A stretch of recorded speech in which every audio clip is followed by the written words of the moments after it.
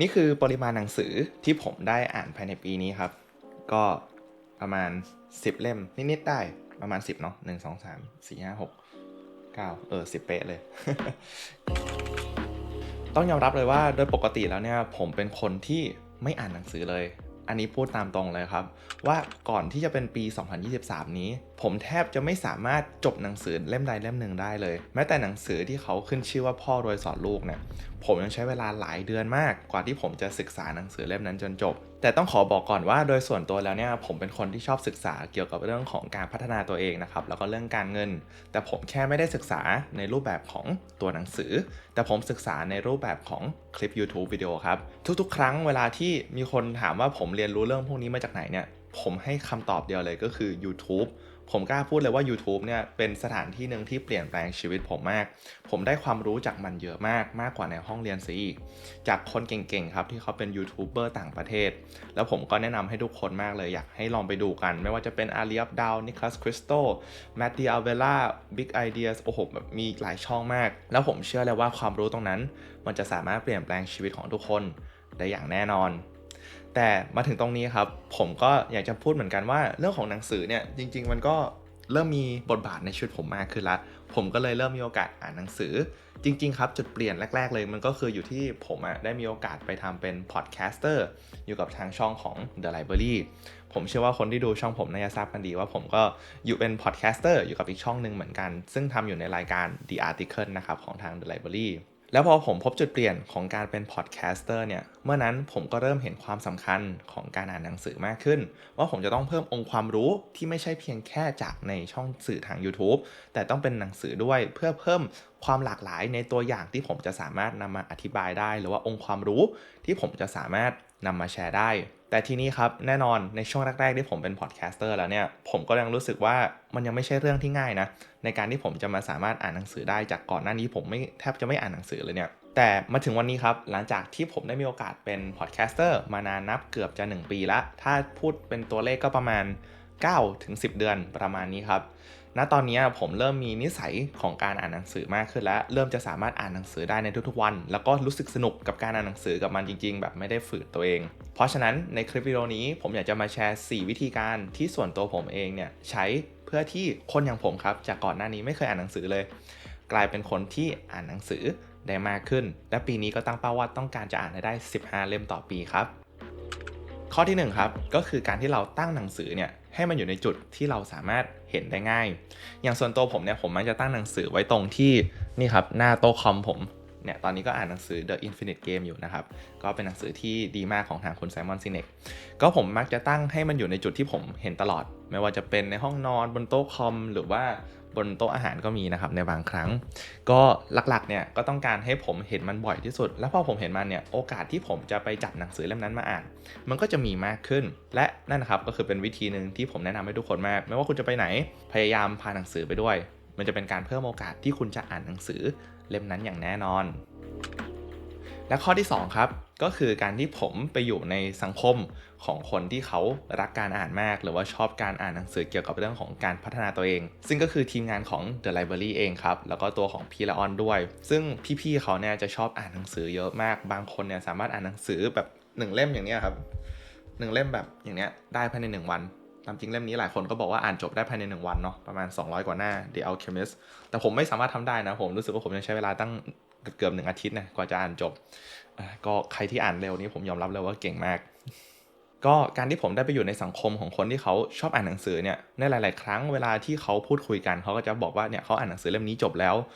ช่วงนี้ก็อ่านไปเยอะเลยแล้วพอเราได้ยินเขาพูดว่าเขาอ่านหนังสือแบบไป20-30หน้าแล้วอะภายใน1วันหรือว่าคนนี้บอกว่าอ่านหนังสือจบแล้วภายใน1วันเนี่ยมันก็เริ่มเพิ่มความกดดันให้กับเราเล็กน้อยเนาะว่าแบบเฮ้ยเรายังไม่ได้อ่านหนังสือเลยอะมันก็เป็นแรงผลักดันเล็กๆน้อยๆที่ทำให้ผมรู้สึกว่าเฮ้ยไม่ได้ละเราต้องกลับมาตั้งใจกับตัวเองมากขึ้นเราต้องอ่านหนังสือมากขึ้นเพื่อที่ว่าเราจะได้สามารถมีเรื่องไปพูดคุยกับทุกคนได้มันก็เป็นเกี่ยวกับเรื่องของค่าเฉลี่ยเนาะที่ผมเชื่อว่าหลายๆคนน่าจะเคยได้ยินกันเกี่ยวกับว่าเราคือค่าเฉลี่ยของคน5คนที่เราอยู่ด้วยมากที่สุดตอนนี้ผมก็อยู่กับคนที่บริษัทมากที่สุดเพราะฉะนั้นถ้าทุกคนเป็นคนที่ชอบการอ่านผมก็จะถูกบังคับหรือว่าถูกบังคับในที่นี้ไม่ได้แปลว่าเขาบังคับผมนะแต่แบบเหมือนเป็นจิตใต้สำนึกผมบอกผมว่าผมต้องอ่านหนังสือละ พื่อที่ผมจะได้กลมกลืนกับกลุ่มนี้ได้มากขึ้นและนั่นครับก็กลายเป็นแรงผลักดันอย่างหนึ่งที่ทำให้ผมอ่านหนังสือได้มากขึ้นด้วยนั่นเองข้อที่3ซึ่งก็คือการที่ถ้าเกิดคุณเป็นคนหนึ่งที่แบบไม่ชอบอ่านหนังสือเลยเนี่ยผมแนะนำครับให้เลือกหนังสือเล่มแรกจากท็อปิกที่คุณสนใจหรือว่าท็อปิกที่เป็นปัญหาที่คุณกำลังเจออยู่ตอนนี้ถ้าอย่างยกกรณีตัวผมเองครับผมเคยมีปัญหาเกี่ยวกับเรื่องของการเป็นผู้นำผมเพิ่งเริ่มมีโอกาสได้เป็นหัวหน้าคนที่ดูแลทีมที่เริ่มจะใหญ่ขึ้นเพราะฉะนั้นเล่มหนึ่งครับที่ผมได้รับมาซึ่งมันตอบโจทย์ผมมากก็คือ The Self-Aware Leader ครับเป็นหนังสือที่เกี่ยวกับผู้นำว่าคนที่เป็นผู้นำเนี่ยก่อนที่เขาจะไปนำใครเขาจะต้องนำตัวเองให้ได้ก่อนแล้วก็อาจจะขอเสริมนิดนึงสำหรับข้อนี้ก็คือแน่นอนครับถ้าเราไม่สนใจเนื้อหาของหนังสือเลยหรือว่าไม่มีอะไรเกี่ยวกับหนังสือที่มันสามารถช่วยเราได้เลยเนี่ยแน่นอนครับคุณจะไม่สามารถอ่านมันไปได้นานคุณจะรู้สึกเบื่อและนั่นครับถ้าเกิดคุณรู้สึกเบื่อคุณก็จะไม่สามารถอ่านมันจนจบได้เพราะฉะนั้นเลือกหนังสือที่ตอบโจทย์คุณมากที่สุดณตอนนั้นครับแล้วก็มาถึงข้อที่4ครับข้อนี้จะต่อเนื่องจากข้อที่แล้วที่ผมบอกว่าความน่าเบื่อของหนังสือเนี่ยทำให้คุณไม่อยากอ่านต่อเพราะฉะนั้นครับถ้าเกิดคุณพบว่าตัวคุณเองกำลังอ่านหนังสือเล่มนึงที่ก่อนหน้านี้คุณรู้สึกว่ามันสนใจแต่ว่าพออ่านไปแล้วคุณรู้สึกเบื่อระหว่างกลางคันเนี่ยไม่เป็นไรครับคุณสามารถเปลี่ยนหนังสือไปอ่านเล่มใหม่ได้เลยอาจจะพักไว้ก่อนก็ได้หรือจะเลิกอ่านไปเลยก็ได้แล้วหันไปอ่านหนังสือเล่มอื่นที่ทำให้คุณรู้สึกสนใจเพราะในหลายๆครั้งเนี่ยเรามักจะมองว่าหนังสือเราควรจะอ่านมันจนจบแต่ผมไม่อยากให้ทุกคนมองแบบนั้นครับผมอยากให้ทุกคนมองว่าหนังสือเนี่ยมันก็เปรียบเสมือนกับเรียกว่าอะไรบทความหนึ่งครับถ้าคุณอ่านไม่จบคุณก็แค่ไปหาบทความใหม่มาอ่านหนังสือก็เหมือนกันบางทีเราอ่านไปครึ่งเล่มแล้วเรารู้สึกว่ามันไม่ตอบโจทย์ก็แสดงว่ามันเป็นสิ่งที่มันไม่ตอบโจทย์เราแล้วจริงๆเพราะฉะนั้นครับไม่ต้องเสียเวลาอ่านต่อแล้วลองไปหาเล่มอื่นเลยอย่างตัวผมเองในบางครั้งถ้าหนังสือมันหนามากอย่างเรื่องของ Can't Hurt Me นะครับของ David Goggins ก็ประมาณ300กว่าหน้าผมก็อ่านไปถึง100กว่าหน้าแล้วผมรู้สึกแบบติดนิดนึงผมก็ไปหาหนังสือเล่มอื่นมาอ่านแล้วผมอ่านหนังสือเล่มนั้นก็จบด้วยแล้วผมค่อยกลับไปอ่าน David Goggins ต่อมันก็มีความรู้สึกอยากจะอ่านเล่มนั้นต่อจนจบ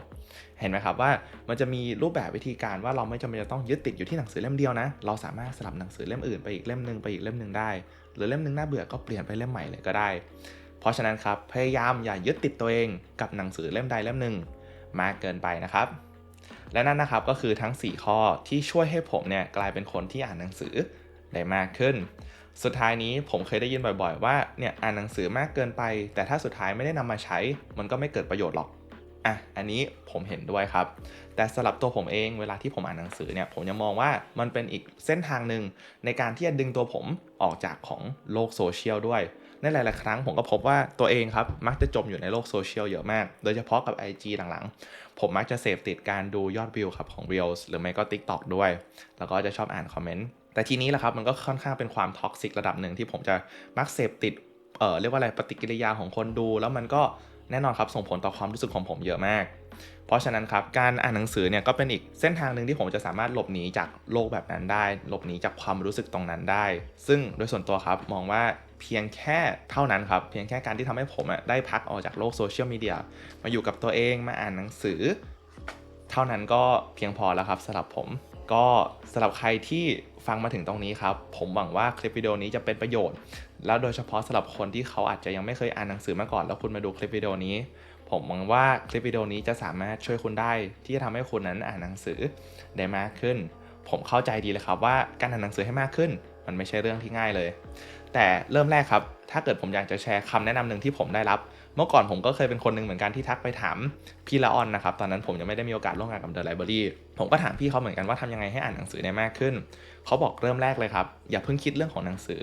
คิดเกี่ยวกับเรื่องของการดูแลตัวเองก่อนนอนให้พอกินให้พอพักผ่อนให้พอถ้าเราสามารถดูแลพื้นฐานชีวิตของเราได้แล้วเมื่อนั้นครับการอ่านหนังสือเราจะรู้สึกอยากทำเองเพราะถ้าเราพื้นฐานเราแน่นแล้วเนี่ยเราจะมีความคิดว่าอยากเติบโตอยากเก่งขึ้นและหนังสือครับมันจะกลายเป็นเครื่องมือชิ้นนั้นที่ทำให้เราอยากเก่งขึ้นอย่างแน่นอนครับสำหรับใครที่ดูมาถึงตรงนี้ครับผมขอบคุณมากๆเลยนะครับที่มาเรียนรู้ไปด้วยกันเพราะฉะนั้นครับสำหรับวันนี้ผมมีเรื่องมาแชร์เท่านี้แล้วเดี๋ยวไว้พบกันใหม่อาทิตย์หน้าสวัสดีครับ